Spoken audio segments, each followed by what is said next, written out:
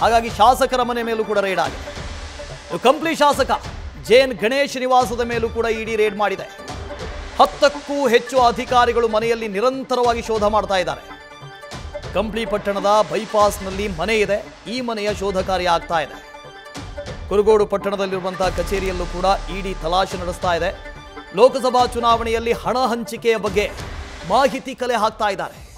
ಹಣ ಹಂಚಿಕೆಯ ದಾಖಲೆಯನ್ನ ಇಡಿ ಅಧಿಕಾರಿಗಳು ಕಲೆ ಹಾಕ್ತಾ ಇದ್ದಾರೆ. ಇವತ್ತು ನಿಮಗೆ ಗೊತ್ತಿರಬಹುದು, ಒಂದು ಲೋಕಸಭೆ ಚುನಾವಣೆಯನ್ನು ಗೆಲ್ಲಬೇಕು ಅಂತ ಆದರೆ ಅಧಿಕೃತವಾಗಿ ಹೇಳ್ತಾ ಇರುವ ಅಂಕಿಅಂಶ 25 ಕೋಟಿ ಬೇಕು ಅಂತ. ಅದು ಅಧಿಕೃತವಾಗಿ. ಅನಧಿಕೃತವಾಗಿ 100-150 ಕೋಟಿಗೂ ಅಧಿಕ ಬೇಕು. ಸೊ ಎಲ್ಲಿಂದ ಬರುತ್ತೆ ಇಷ್ಟೆಲ್ಲ ದುಡ್ಡು? ಈ ಚುನಾವಣೆಯಲ್ಲಿ ಎಲ್ಲಿಂದ ಬಂತು? ಇದೇ ಆರೋಪ. 187 ಕೋಟಿ ರೂಪಾಯಿ ವಾಲ್ಮೀಕಿ ಅಭಿವೃದ್ಧಿ ನಿಗಮಕ್ಕೆ ಹೋಗಿದೆ. ಅಲ್ಲಿಂದ 89 ಕೋಟಿ ರೂಪಾಯಿ ವಿತ್ಡ್ರಾ ಆಗಿದೆ. ವಿತ್ಡ್ರಾ ಆಗಿರುವಂಥ ದುಡ್ಡು ಎಲ್ಲಾದರೂ ಹೋಗಿರಬೇಕಲ್ಲ, ಆ ದುಡ್ಡು ಎಲ್ಲೋಯ್ತು? ಇದರ ಬಗ್ಗೆ ಇಡಿ ತನಿಖೆ ಮಾಡ್ತಾ ಇದೆ. ಇನ್ನು ಕೂಡ್ಲಗಿ ಶಾಸಕ ಶ್ರೀನಿವಾಸ್ ಮನೆ ಮೇಲೂ ಕೂಡ ಇಡಿ ರೇಡ್ ಮಾಡಿ ಸರ್ಚ್ ಮಾಡ್ತಾ ಇದೆ. ಕೂಡ್ಲಗಿ ನರಸಿಂಹಗಿರಿಯಲ್ಲಿರುವಂತಹ ಮನೆಯಲ್ಲಿ ತಲಾಶ್ ಆಗ್ತಾ ಇದೆ. ಡಾಕ್ಟರ್ NT ಶ್ರೀನಿವಾಸ್ ಇವರು ಕೂಡ್ಲಗಿಯ ಶಾಸಕರು, ಕೈ ಶಾಸಕರು. ವಿಜಯನಗರ ಜಿಲ್ಲೆ ಕೂಡ್ಲಗಿ ತಾಲೂಕಿನ ನರಸಿಂಹಗಿರಿ ಇಲ್ಲೂ ಕೂಡ ರೇಡ್ ಆಗಿದೆ, ತಲಾಶು ಮಾಡ್ತಾ ಇದ್ದಾರೆ. ಕೇವಲ ಒಬ್ಬ ಸಂಸದ ಮಾತ್ರ ಅಲ್ಲ, 3 ಜನ ಶಾಸಕರ ಮನೆ ಮೇಲೂ ಕೂಡ ರೇಡ್ ಆಗಿದೆ, ತಲಾಶ್ ಆಗ್ತಾ ಇದೆ. ಸದ್ಯ ವಿಚಾರಣೆ ಮಾಡ್ತಾ ಇದ್ದಾರೆ. ಇನ್ನೂ ಕೂಡ ಏನಾದರೂ ದಾಖಲೆಗಳು ಸಿಗುತ್ತಾ ಅದರ ಬಗ್ಗೆ ಪರಿಶೀಲನೆ ಆಗ್ತಾ ಇದೆ. At the end of the day ಏನೆಲ್ಲ ದಾಖಲೆಗಳು ಸಿಕ್ಕಿದ್ದಾವೆ ಅದನ್ನು ಇಡಿ ದಸ್ತಗಿರಿ ಮಾಡ್ಕೊಳ್ಳುತ್ತೆ, ಜಪ್ತಿ ಮಾಡ್ಕೊಳ್ಳುತ್ತೆ. ಅದರ ಮೇಲೆ ಇಡೀ ಕೇಸ್ ನಿಂತ್ಕೊಂಡಿದೆ. ಸರ್ಕಾರ SITಯನ್ನು ರಚನೆ ಮಾಡಿದ್ದು ಪ್ರಾರಂಭದ ಹಂತದಲ್ಲಿ. ನಾವು ಕೂಡ ತನಿಖೆ ಮಾಡ್ತೀವಿ, ನಾವು ಹಿಂದೆ ಬಿದ್ದಿಲ್ಲ ಅಂತ SIT ತನಿಖೆ ಆಯಿತು. ಆ SIT ಏನು ಹೇಳ್ತು? ಸಚಿವರ ಯಾವುದೇ ಸಹಭಾಗಿತ್ವ ಇಲ್ಲಿಲ್ಲ, ಸಚಿವರ ಕೈವಾಡ ಇಲ್ಲವೇ ಇಲ್ಲ ಅಂತ ಹೇಳ್ತು. ಇದರ ಬೆನ್ನಲ್ಲೇ CBI ವಿಚಾರಣೆಗಿಳಿತು. CBI ವಿಚಾರಣೆ ಮಾಡ್ತಾ ಇದರಲ್ಲಿ ಮನಿ ಲಾಂಡ್ರಿಂಗ್ ಆಗಿದೆ, PMLA ಬರಬಹುದು ಅಂತ ಅಂದುಕೊಂಡು ಇಡಿಗೆ ರೆಫರ್ ಮಾಡುತ್ತೆ. ಇಡಿ ಕೇಸನ್ನು ಕೈಗೊಂಡು ಈಗ ತನಿಖೆಯನ್ನು ನಡೆಸ್ತಾ ಇದೆ. ಇತ್ತೀಚೆಗೆ ಸುದ್ದಿಗೋಷ್ಠಿಯನ್ನು ಕೂಡ ಮಾಡಿತ್ತು. ಆ ಸುದ್ದಿಗೋಷ್ಠಿಯಲ್ಲಿ ಸಚಿವರ ಹಸ್ತಕ್ಷೇಪ ಎಷ್ಟಿತ್ತು, ಜೊತೆಗೆ ಸಚಿವರು ಎಲ್ಲೆಲ್ಲಿ ಶಾಮೀಲಾಗಿದ್ದಾರೆ ಇದರ ಬಗ್ಗೆಯೂ ಕೂಡ ಮಾಹಿತಿಯನ್ನು ಕೊಟ್ಟಿತ್ತು ಇಡಿ. ನಾರಾ ಭರತ್ ರೆಡ್ಡಿ ಮನೆಯಿಂದ ಶಿವಾನಂದ್ ನೇರ ಸಂಪರ್ಕದಲ್ಲಿ ಜಾಯಿನ್ ಆಗ್ತಾ ಇದ್ದಾರೆ.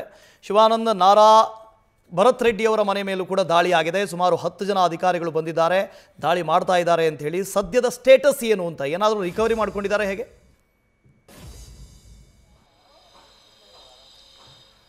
ವಾಸುದೇವ್, ಮುಖ್ಯವಾಗಿ ವಾಲ್ಮೀಕಿ ನಿಗಮದಲ್ಲಿ ಆಗಿರತಕ್ಕಂಥ ಅಕ್ರಮ ಹಣ ವರ್ಗಾವಣೆ ಪ್ರಕರಣಕ್ಕೆ ಸಂಬಂಧಪಟ್ಟಂತೆ ಇವತ್ತು ಇಡಿ ಅಧಿಕಾರಿಗಳ ತಂಡ ಏನು ಬಳ್ಳಾರಿಯ ನಗರ ಶಾಸಕ ನಾರಾ ಭರತ್ ರೆಡ್ಡಿ, ಸಂಸದ ತುಕಾರಾಂ ಜೊತೆಗೆ ಕಂಪ್ಲಿ ಶಾಸಕ JN ಗಣೇಶ್ ಹಾಗೆ ಇನ್ನು ಕೂಡ್ಲಿಗಿ ಶಾಸಕ NT ಶ್ರೀನಿವಾಸ್ ಅವರ ನಿವಾಸ ಹಾಗೆ ಅವರ ಆಪ್ತರ ಮೇಲೆ ಈಗ ದಾಳಿ ನಡೆಸುವಂಥ ಒಂದು ಕೆಲಸವನ್ನು ಬೆಳಗ್ಗೆ 6 ಗಂಟೆಯಿಂದ ಇಡಿ ಅಧಿಕಾರಿಗಳು ಮಾಡ್ತಾ ಇರುವಂಥದ್ದು. ಅದರಲ್ಲೂ ಕೂಡ ಮುಖ್ಯವಾಗಿ ನಾನಿರುವಂಥದ್ದು ಬಳ್ಳಾರಿ ನಗರ ಶಾಸಕ ನಾರಾ ಭರತ್ ರೆಡ್ಡಿ ಅವರ ಮನೆ ಮುಂಭಾಗದಲ್ಲಿ ಇರ್ತಕ್ಕಂಥ ದೃಶ್ಯವನ್ನು ಈಗ ನಮ್ಮ ಕ್ಯಾಮ್ರಾಮನ್ ಕಾರ್ತಿಕ್ ತೋರಿಸ್ತಾ ಇದ್ದಾರೆ.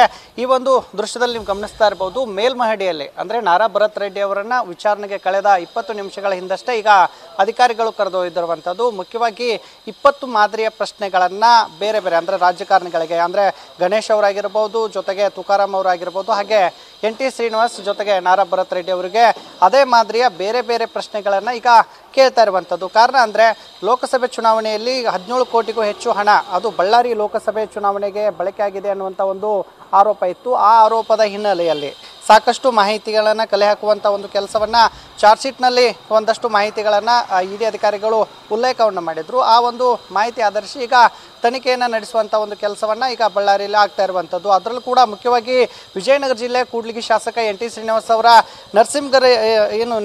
ನರಸಿಂಹಗಿರಿಯಲ್ಲಿ ಇರ್ತಕ್ಕಂಥ ನಿವಾಸದಲ್ಲೂ ಕೂಡ ಸಾಕಷ್ಟು ಒಂದು ತಲಾಶೆಯನ್ನು ನಡೆಸಿರುವಂಥದ್ದು. ಈಗ ಈ ಎಲ್ಲ ಬೆಳವಣಿಗೆಗಳ ಬೆನ್ನಲ್ಲೇ ಈಗ ನಾರಾ ಭರತ್ ರೆಡ್ಡಿ ಅವರನ್ನು ಕೂಡ ವಿಚಾರಣೆಗೆ ಕರೆದೊಯ್ದಿರುವಂಥದ್ದು. ಜೊತೆಗೆ ಈಗಾಗಲೇ MP ತುಕಾರಾಂ ಅವರ ಮನೆಯಲ್ಲೂ ಕೂಡ ಸಾಕಷ್ಟು ತಲಾಶೆನ ನಡೆಸೋದ್ರ ಜೊತೆಗೆ ತುಕಾರಾಂ ಅವರನ್ನು ವಿಚಾರಣೆಗೆ ಒಳಪಡಿಸುವಂಥ ಒಂದು ಕೆಲಸವನ್ನು ಇಡಿ ಅಧಿಕಾರಿಗಳು ಮಾಡ್ತಾ ಇರುವಂಥದ್ದು. ಆದರೆ ಚುನಾವಣೆ ಸಂದರ್ಭದಲ್ಲಿ ನಿಮಗೆ ಎಷ್ಟರ ಮಟ್ಟಿಗೆ ಹಣ ಬಂದಿತ್ತು, ಯಾರ್ಯಾರು ಹಣವನ್ನು ಕೊಟ್ಟಿದ್ರು ಅನ್ನುವಂಥ ಒಂದು ನಿಟ್ಟಿನಲ್ಲಿ ಈ ಎಲ್ಲ ಆ್ಯಂಗಲಲ್ಲಿ ಈಗ ಪ್ರಶ್ನೆಗಳನ್ನು ಕೇಳೋಕೆ ಇಡಿ ಅಧಿಕಾರಿಗಳು ಮುಂದಾಗಿದ್ದರು. ಆದರೆ ಇವೆಲ್ಲದಕ್ಕೂ ಕೂಡ ನನಗೆ ಏನೂ ಗೊತ್ತಿಲ್ಲ ಅನ್ನುವಂಥ ಒಂದು ಉತ್ತರವನ್ನು ಸಂಸದ ಇ ತುಕಾರಾಂ ಅವರು ಕೊಡ್ತಾ ಇರುವಂಥದ್ದು. ಅದರಲ್ಲೂ ಮುಖ್ಯವಾಗಿ ನಾನು ಯಾವುದೇ ಚುನಾವಣೆಗೆ ಯಾವುದೇ ಅಕ್ರಮವಾಗಿ ಹಣವನ್ನು ಬಳಕೆ ಮಾಡಿಲ್ಲ, ನಾನು ಎಲ್ಲವನ್ನು ಕೂಡ ಅಪ್ಡೇಟ್ ಮೂಲಕ ಏನು ಜಿಲ್ಲಾಧಿಕಾರಿಗಳಿಗೆ ಮಾಹಿತಿಯನ್ನು ಅಂದರೆ ಚುನಾವಣಾ ಆಯೋಗಕ್ಕೆ ಮಾಹಿತಿಯನ್ನು ಕೊಟ್ಟಿದ್ದೇನೆ. ಆದರೆ ನಾನು ಎಲ್ಲೂ ಕೂಡ ಅಕ್ರಮವಾಗಿ ಹಣವನ್ನು ಬಳಕೆ ಮಾಡಿ ಚುನಾವಣೆಯಲ್ಲಿ ಗೆದ್ದಿಲ್ಲ ಅನ್ನುವಂಥ ಒಂದು ಮಾತನ್ನು ಈಗಾಗಲೇ ಇ ತುಕಾರಾಂ ಅವರು ಅಧಿಕಾರಿಗಳಿಗೆ ಹೇಳ್ತಾ ಇರುವಂಥದ್ದು. ಜೊತೆಗೆ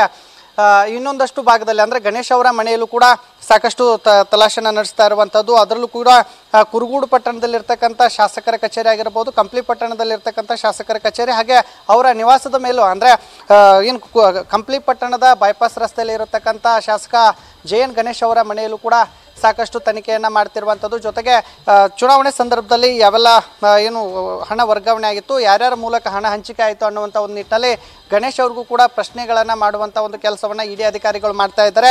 ಒಟ್ಟಿನಲ್ಲಿ ಬಳ್ಳಾರಿ ಮತ್ತು ವಿಜಯನಗರ ಜಿಲ್ಲಾ ವ್ಯಾಪ್ತಿಯಲ್ಲೂ ಕೂಡ ಕಳೆದ 3 ಗಂಟೆಗಳಿಂದಲೂ ಕೂಡ ಸಾಕಷ್ಟು ಏನು ತನಿಖೆ ಅಂದರೆ ಇಡಿ ಅಧಿಕಾರಿಗಳು ದಾಳಿ ಮಾಡುವ ಮೂಲಕ ಏನು ತನಿಖೆಯನ್ನು ಕೈಗೊಂಡಿರುವಂಥದ್ದು. ಜೊತೆಗೆ 3 ಶಾಸಕರು ಮತ್ತು ಸಂಸದರು ಕೂಡ ಒಂದಷ್ಟು ಕ್ವಶನ್ಗಳನ್ನು ಅಂದರೆ ಪ್ರಶ್ನೆಗಳನ್ನು ಮಾಡುವ ಮೂಲಕ ಏನು ನಾಗೇಂದ್ರ ಅವರ PA ಬಳಿ ಸಿಕ್ಕಂಥ ಏನು ಡೈರಿ ಇತ್ತು, ಆ ಡೈರಿಯಲ್ಲಿ ಏನು ಕ್ಷೇತ್ರದಲ್ಲಿ ಹಣ ವರ್ಗಾವಣೆ ಕುರಿತು ಮಾಹಿತಿಗಳು ಇಡಿ ಅಧಿಕಾರಿಗಳಿಗೆ ಸಿಕ್ಕಿತ್ತು. ಹಾಗಾಗಿ ಆ ಒಂದು ಡೈರಿಯನ್ನು ಆಧರಿಸಿ ಇವತ್ತು ಬೇರೆ ಬೇರೆ ಆಯಾಮಗಳಲ್ಲಿ ಪ್ರಶ್ನೆ ಮಾಡುವಂಥ ಒಂದು ಕೆಲಸವನ್ನು ಮಾಡ್ತಿರುವಂಥದ್ದು.